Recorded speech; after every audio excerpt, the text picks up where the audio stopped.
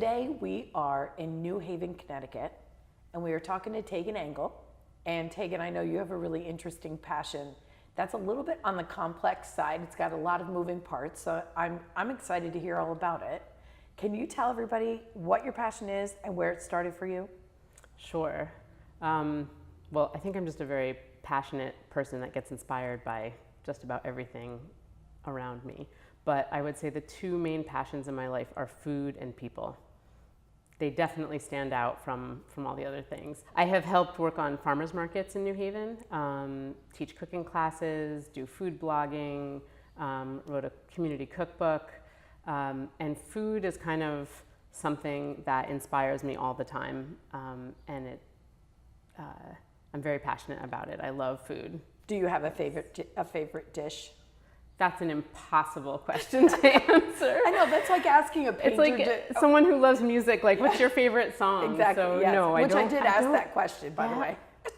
Well, I think my favorite food would change constantly based on my taste at the moment. But so I love food, and I really love community and people. And so things like farmers markets or writing a community cookbook or holding community potlucks, things that build community around food, bring together my two passions in this beautiful way that allows me to do something that I'm really excited about and connect with people and kind of build something and let other people be involved in building something together through food and community. Where did this start?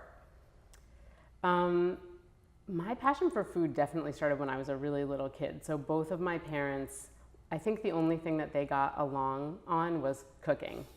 I remember them fighting a lot, but they cooked a lot. So my dad cooked huge dinners with like huge roasts and lots of like huge buffet dinners. And my mom would make all these appetizers and desserts. And in my first year of life, I think my mom cooked her way through Julia Child's The Art of French Cooking, but the baking part of it.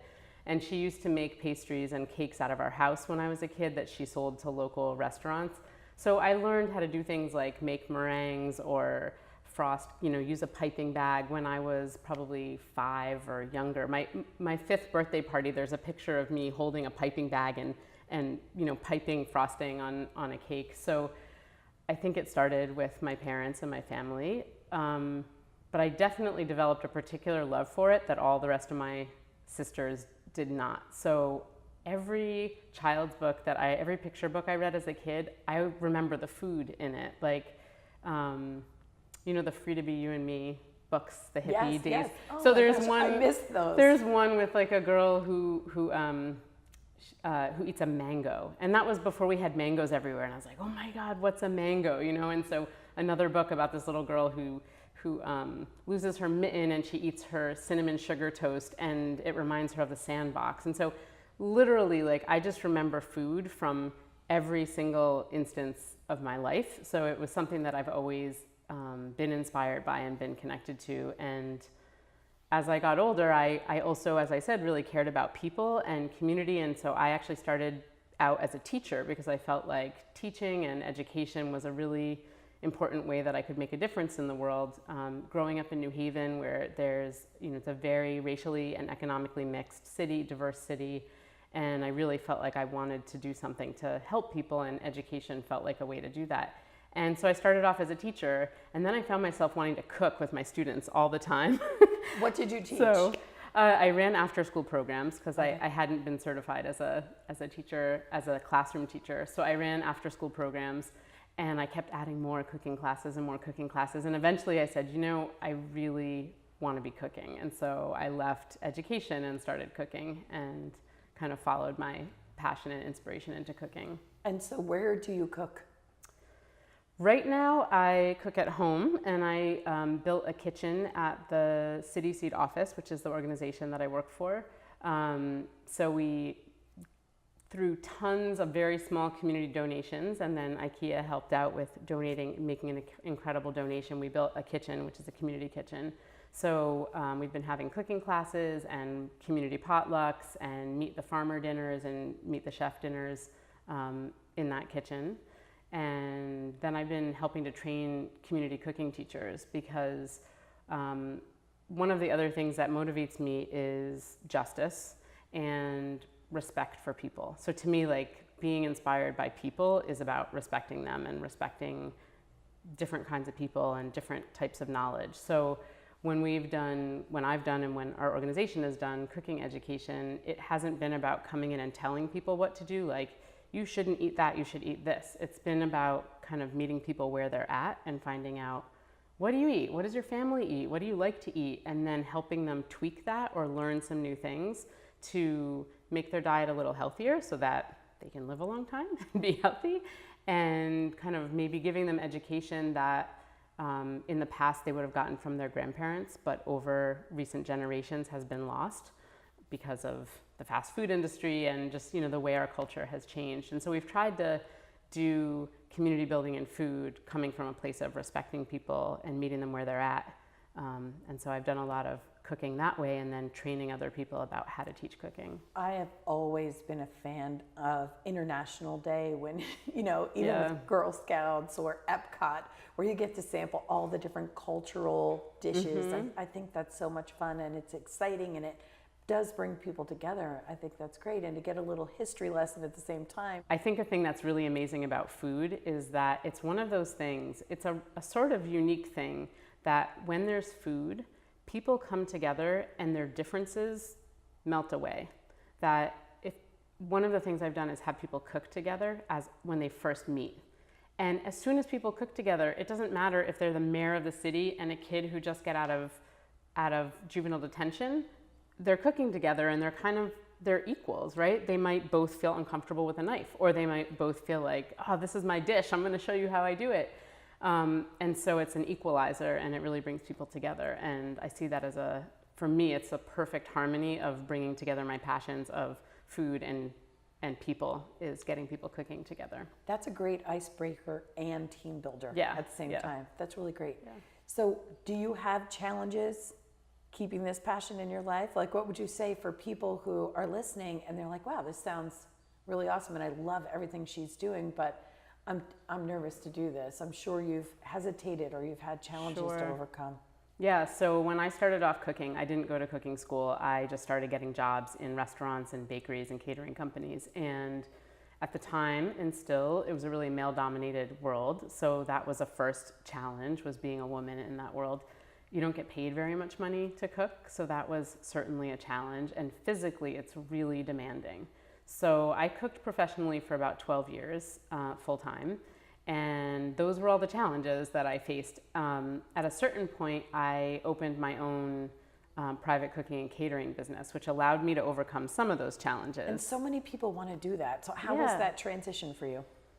That was great. I actually had a friend who was moving and handed over some of her clients to me and kind of showed me her system of how she did private cooking. And I had been working in catering companies, so I kind of expanded it into doing catering. So finding someone who's either a mentor or a colleague to kind of give you some free advice and a little help, number one thing. And you know, I was passionate about it. I would say for sure that's number two. Like, doing any work that's hard, like cooking or teaching or something like that, you really have to love it and be inspired by it to make it, to want to go back to it every day.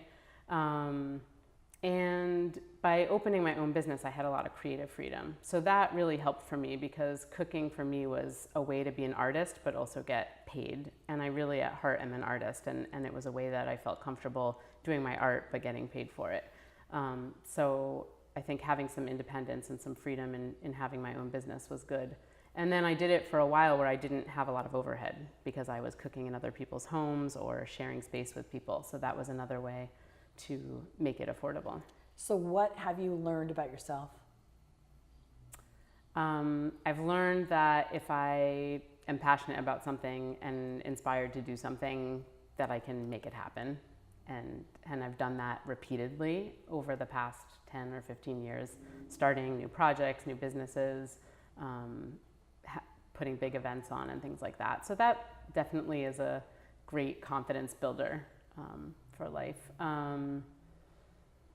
I learned that I didn't want to cook full time anymore, because I got older and I had kids and my body couldn't kind of withstand the being on my feet for 14 hours a day all the time. So I've tried to actually shift my work from cooking full time into doing a combination of food and social justice work. So I also think that cooking, I was mostly cooking for wealthy people, and it started to feel sort of empty to me. Like at first there was this incredible creative passion. I was in New York City. I was like, I can use any ingredient I want and cook anything I want, and it was amazing. And then after a few years of that, it started to feel sort of empty, and I really needed to come back to doing work that felt like it made a difference in the world and that had my passion for food with it. And so over the past 10 years, that's sort of the journey I've been on, is to put together the passion and creativity of food work with the people-focused social justice community work. And that was really an evolution that every few years has morphed in a slightly different way.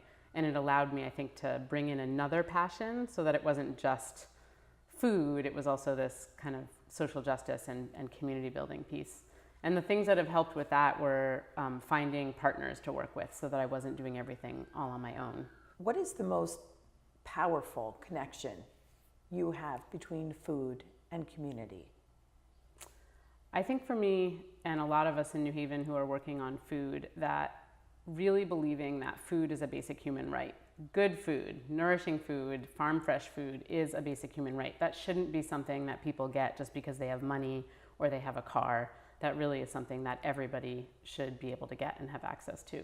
And so that is the motivation behind a lot of the food work that has happened in New Haven, and starting farmers markets across the city and mobile markets and other programs to try to get food out to everyone. Anywhere I go in the world, the first place I want to go is to the market. Not like a mall, but a marketplace, where there's all these different vendors and they're selling things that are really specific to that region, or their grandmother's recipe or whatever it is. And so I think that it's been a huge part of the revitalization of our city, which in the early 90s was really suffering because of crack and because of gun violence. And we still have a lot of issues with gun violence and drugs in our city, but there's also been a lot of revitalization of the city, and part of that has been about building these public spaces where people are out in the community, talking to each other, setting up markets, buying food, eating food, sitting around. That creates a safe space, and that creates connections between people and has a really transformative effect on the city. And so I think that piece of bringing together people around food and also creating economic opportunities for farmers and bakers and granola makers and other things in the city is a really big thing, and that's happening across the whole country. I think the first thing is knowing what the passion is. So finding a little quiet space to kind of really listen to your heart about what is your passion. For me, that came when I noticed, what was I envying? Like, I would walk by a bakery. And I'd be like, oh, I really wish I was in that bakery baking. I think, oh, I need to get myself in that bakery. So, noticing things that you're longing for kind of helps. Those are clues to like, what in your heart do you really want to do? So I think knowing what that is first, and then figuring out the logistics to it, how to make that happen, and finding support. So I think finding a mentor or colleagues or other people who've done it before, or getting some friends who just really believe in you, who said, yes, you can do it. And they agree to be the phone call when you're can't figure something out or you're scared. So I think not trying to do everything on your own. And that could be financially or just needing information support or other kinds of things. So yeah, I guess it would be identifying the inspiration, figuring out some steps to make it happen, and getting some support, whatever kind of support you need. You know what's really funny about that? Because I don't think you're that familiar with what I do, but my 3 steps for my show is envision something for yourself, which is what you just said, because you saw yourself in that bakery doing that. Explore what it would take, which is what you just said. And then execute a plan, which is what you just said. Reach out for support. So I think that's awesome. Cool. How can people connect with you? I have a blog called Tagan's Kitchen. You can just Google Tagan's Kitchen, and it How should do you spell show up. Tagan for everybody? Tagan, Tagan's Kitchen. That's Awesome. probably the easiest way. My email's on there, or you can find me on Facebook just under Tagan Engel.